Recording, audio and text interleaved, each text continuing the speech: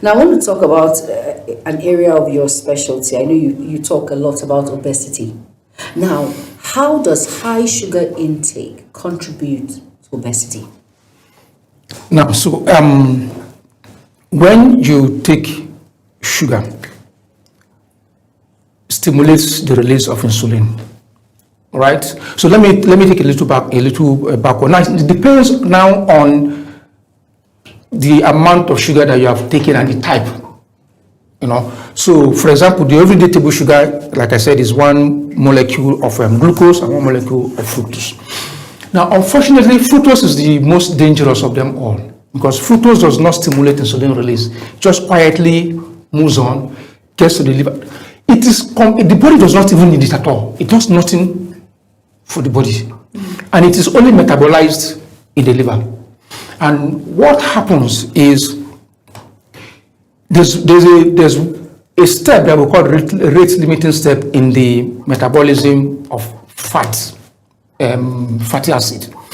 Now, this fructose is able to bypass that step that involves an enzyme called phosphofuctokinase, right? So now what now happens is the liver now converts the fructose that you have in a component of the sugar into fat, which is primarily stored in the liver.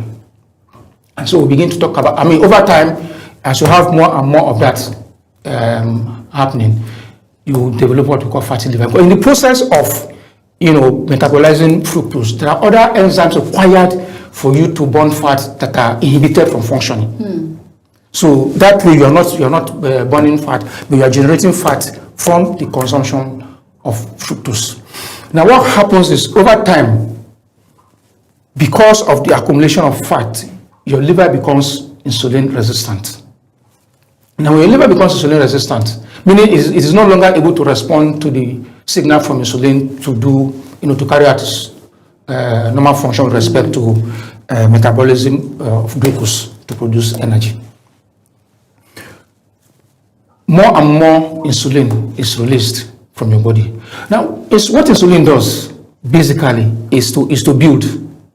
So it's like I mentioned earlier, it encourages the movement of sugar into the cells for use, and then the extra that is not used, it is converted into fat. The liver converts them into what we call fatty acid, and then these fatty acids are then joined together by a molecule of glycerol, and then converts into what we call triglyceride. So triglyceride is just three fatty acid molecules bounded together by a glycerol molecule, and then that is how the body stores it as fat.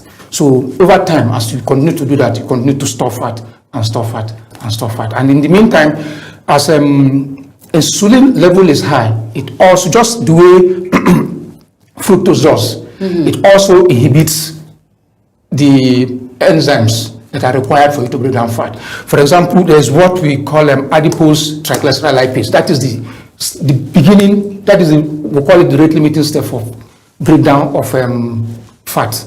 So it inhibits that enzyme, it inhibits carnitine palmitoyltransferase 1A, it inhibits AMK protein kinase, and all other enzymes that are required for you to be able to break down fat. So instead, as you continuously have raised insulin levels, you continue to store fat and store fat and store fat. That's basically what happens. And now, I'm not saying insulin is only a hormone that does that, but because for example, when you have raised cortisol also can also promote fat buildup, but it also does that through the effect of insulin, because we mobilize them to work together and help you to build fat instead of burning down fat.